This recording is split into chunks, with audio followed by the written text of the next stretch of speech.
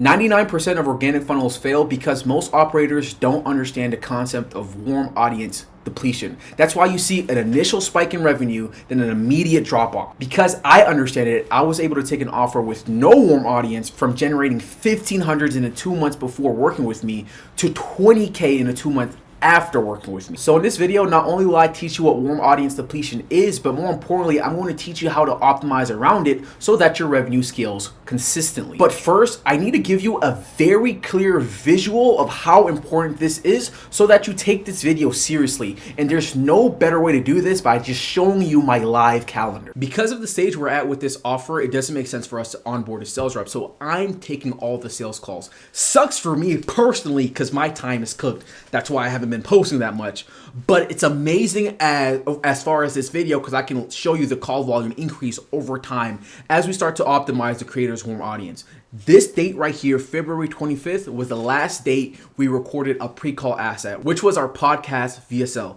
Now, each of these blue tickers can be represented as a sales call that gets booked in from the funnel. As you can see, initially we're booking in 5 calls per week, right? And you're going to see it stays consistent for the first month.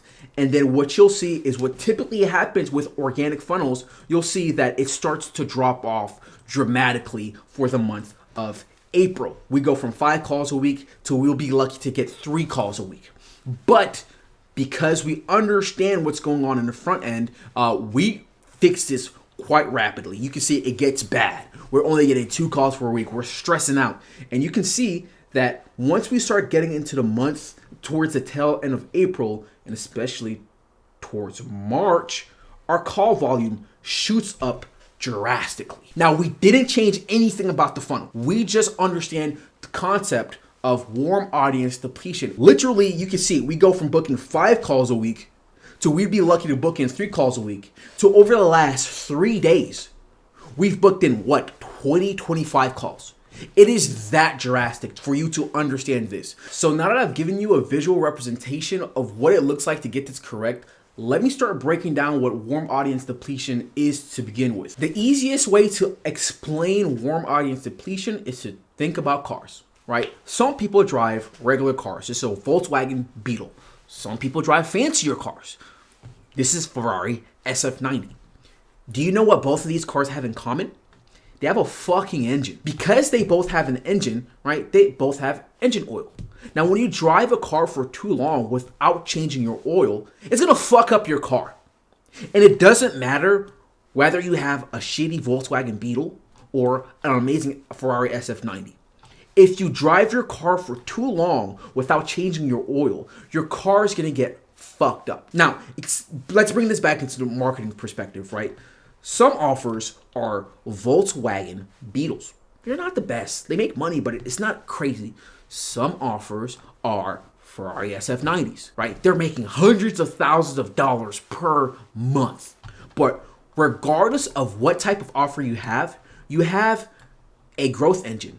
And that growth engine has a pool of warm buyers that could potentially make a purchase from you. Now, what happens when you consistently market to that warm pool of buyers, right? You're going to extract them out of your growth engine. And then you're not going to have anybody that's going to be able to buy from you. Now, once you get to that point, and this is where most people fail, right? They continue to market to that growth engine, to that audience without warm buyers. And that's when your audience starts to get burnt out of you. And if you do that for long enough, it doesn't matter how great your offer is, your offer will fucking die. I would say that's more important for the Ferrari people, the people with the great offers, because these people think that just because their offer is making hundreds of thousands of dollars a month, they don't have to worry about their warm audience. They don't have to think about that. And that's a big fucking mistake. That's why historically, if you look at anybody that talks about organic traffic, they always talk about, oh, organic traffic doesn't last forever. You can only run it for 1 to 2 years, but there's a solution for that. What you need to do is you need to have an oil change. You need to figure out a system, right, to be able to replenish your warm pool of readily available buyers, regardless of if you have a Volkswagen Beetle offer or if you have a Ferrari offer. And that's what I'm about to go into next, is like a system that you can readily implement right now to not only effectively extract that warm pool of buyers, but more importantly, input new buyers into your ecosystem so that you never run out of that warm pool of buyers and your revenue scales exponentially. By the way, I started a completely free Discord community full of high-ticket coaches, consultants, mentors, everybody in the high-ticket space. There are some high-level guys in here. You can see this guy hit 80K a month previously and is rebuilding his info product. Like I said, it's completely free. It's just a safe space for everybody to go in there, share information, and just get better. So if you're interested in joining, it's the first link in the description. In order to build a system that consistently replenishes your warm audience pool or gives you that oil change, you really need to only understand two things: audience awareness levels and market sophistication. Now, these are terms or concepts that were pioneered by Eugene Schwartz. I'm not going to get super markety, nerdy, autistic right now. I just say his name, so I highly recommend that you check out the book Breakthrough Advertising by Eugene Schwartz. It's going to explain to you these concepts in a lot more depth. But starting off with the first one, audience awareness levels. Now, this concept is just breaking down the process of going to a market that do not know you exist and the stages of taking that market or a potential person in that market from not knowing you exist to giving you cold hard fucking cash. Now, there are 5 levels to it. Now, typically people break this down as top of funnel, middle of funnel, and bottom of funnel. Those are just buzzwords. That doesn't actually fucking tell you shit or what to actually do. That's what I put that out there because that's one thing that fucking pisses me off whenever I watch these other marketers. It's like they say top of funnel. That doesn't fucking tell you anything. So right now, I'm going to break down what that actually means and what you need to do in order to successfully capture these different audience segments, right? So top of funnel is really just talking about an unaware market.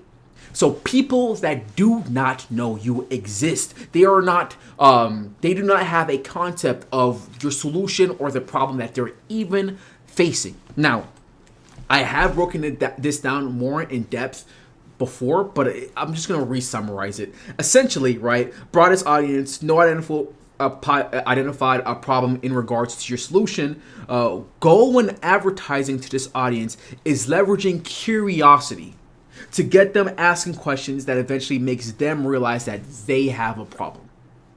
Do you understand that? Right? So in order to successfully capture an unaware market, you have to leverage curiosity.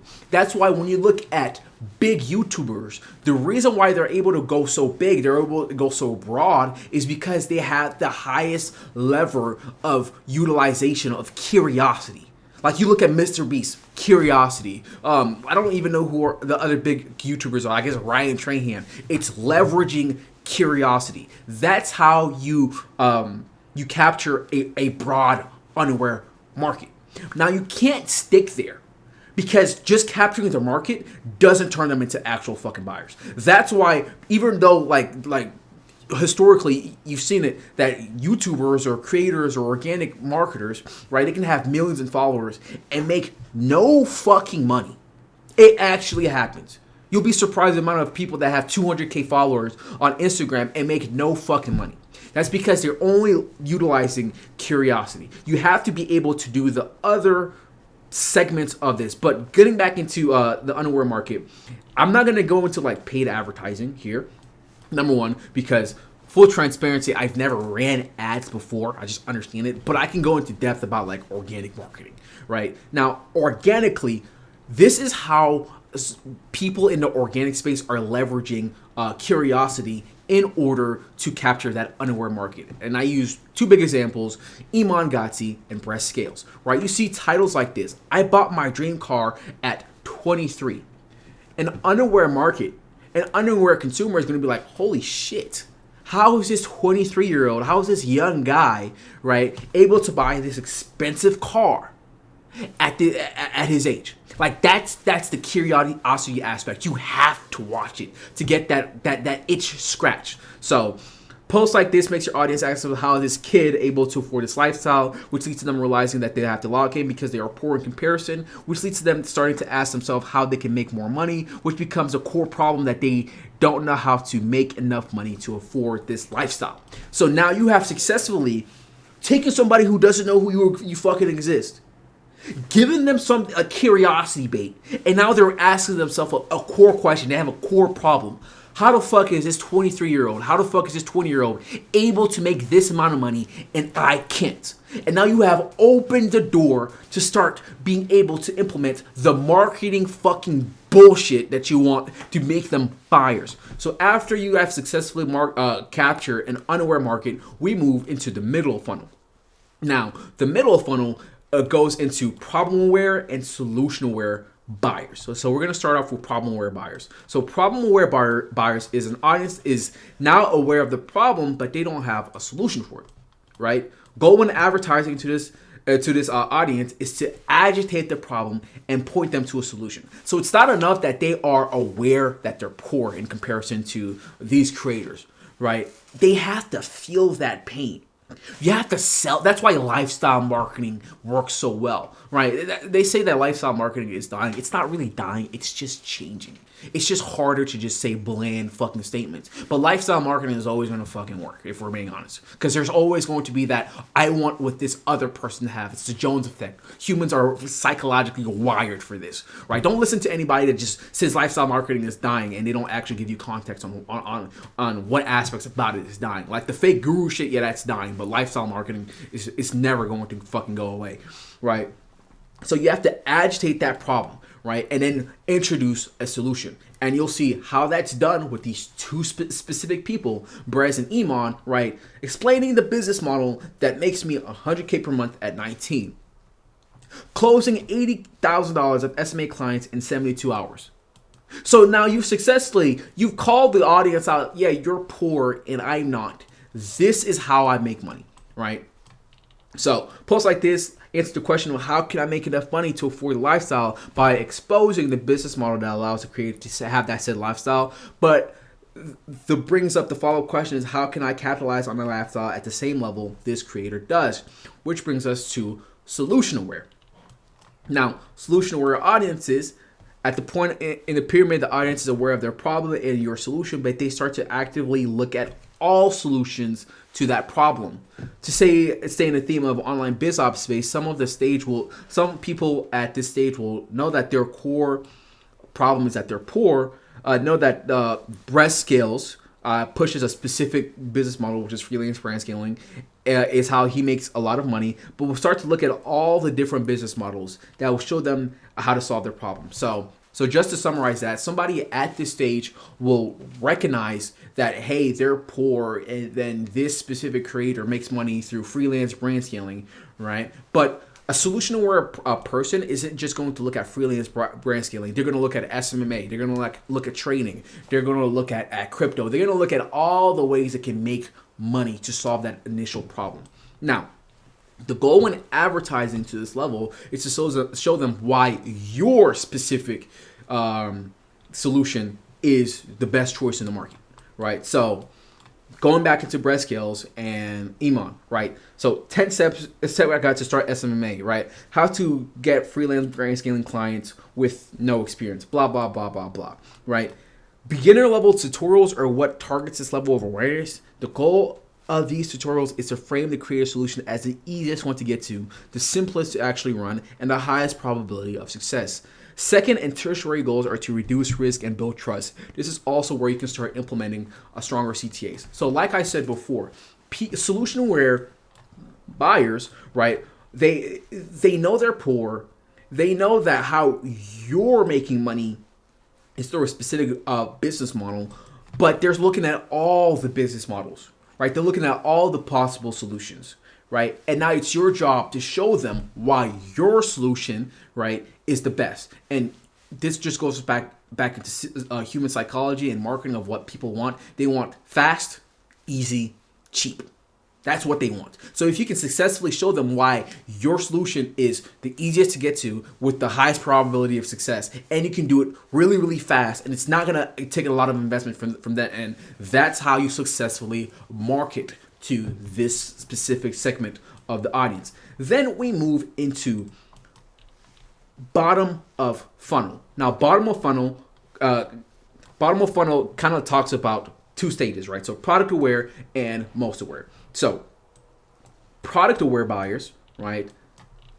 At this point, the audience believes that your solution is the best to their problem, but they start to look at all the different brands / products that offer that solution. For example, let's stick with breast scales, right? So breast scale solution is freelance brand scaling. So let's say you successfully convince somebody that freelance brand scaling is the best way to make money online or solve a problem of being poor. Now, what they're going to look at is they're not going to just look at you. They're going to look at all the people that sell freelance brand scaling. And now what your job is at this space is to show your audience why your specific brand / product is the irrefutable best. Show them why they need to listen to you specifically instead of everybody else that talks about freelance brand scaling. Now, best way to do that is just with trust assets. So how Josh Daniel used agency incubator to scale to 80K per blah, blah, blah, blah, blah, blah, blah, right? And this is a screenshot from Brez's old Instagram that basically just shows his results, right? So implementation of trust assets to scale trust. Trust assets equals case studies, results, testimonials, etc. You want to be the one that's putting out the best credibility, so to speak, right? And then after you have successfully done that, they become most aware. And they're basically back into your warm audience pool, if that makes sense, right? So at this point in time, the buyer is sold on your product, and it is looking for the opportunity to give you money, give them an offer they can't refuse, blah, blah, blah, blah, blah. That's when they are in your, warm audience pool, and they are ready to give you a fuck ton of money. So that's basically how you change your oil with the growth engine. Now, remember what I said earlier. There are two mechanics that you need to fucking understand in order to do this effectively. I just went over one, which is audience awareness. The next one is market sophistication, right? Market sophistication is important because if you don't understand market sophistication, right, your competitors are just going to outcompete you. Market sophistication comes really into play when you're at the solution and product aware level. Because once again, remember, at a solution aware, you're competing with all the possible solutions out there. And at product aware, you're competing with every brand that sells your specific solution, right? So if you're not aware of how sophisticated your market is, you're going to get outcompeted. Now, stage one, market sophistication. Market is new and you have no competition. This means that you have first to market advantage, and all you really need to do is make people aware of your existence. Blah, blah, blah, blah, blah. Now at stage two, a small amount of competition has entered the marketplace. Messaging needs to switch from I exist and this is what I do to I exist, this is what I do, and these are the features that make me different from my competition, right? Focus shifts from your existence or the product of the service to the specific features of your product or service that make you different from your competition. Stage three is market is even more saturated and messaging needs to change again. Messaging needs to go from I exist, this is what I do, and these features make me different from my competition to I exist, this is what I do, these features make me different from my competition, and these specific processes are what allows me to get you better results. You switch from focus on the features to focusing on how you'll get them XYZ results. Now, stage four is essentially at this point, the market is saturated. Skepticism runs high because they've heard every offer from every competitor. So you need to introduce risk reversals. So it's going to be, what's it called? I put it right here, but it's getting kind of annoying to fucking read all this, right? It's going to be, hey, I do this, and that. These are the features that my product have. This is what separates me from my competition, this specific process. And if you purchase from me, I can guarantee XYZ results in XYZ time frame, or XYZ happens, right? Or I give you your money back, or I work for free, or whatever the fuck you want to do, right? Now, once you get to stage five, At this point, the market is so saturated that there are really only two ways to survive, which is brand, which includes brand identity, authority, positioning, right? If you have a big brand, you can literally just fucking do whatever the fuck you want. It's kind of it's kind of fucking cracked, right? So you either do that or you completely reinvent a product / service, which will then birth a new market, starting the cycle all over again. Best example of this is the SMMA space, right? So SMMA started off with Ty Lopez. He's the first person to coin the term SMMA. Then what's it called? Iman came in and he made it really, really popular for the younger kids. And basically he hyper sophisticated that market to where he was the best person in the space and nobody could compete with him until Brez Scales came in and he took SMMA and he just twisted it just a little bit. He says it's SMMA, but you're targeting clothing brands. And he called it something different, which is freelance brand scaling. And then what you saw was that a new birth of a market happened where he had first mover's advantage. And then that started the whole entire freelance brand scaling phase.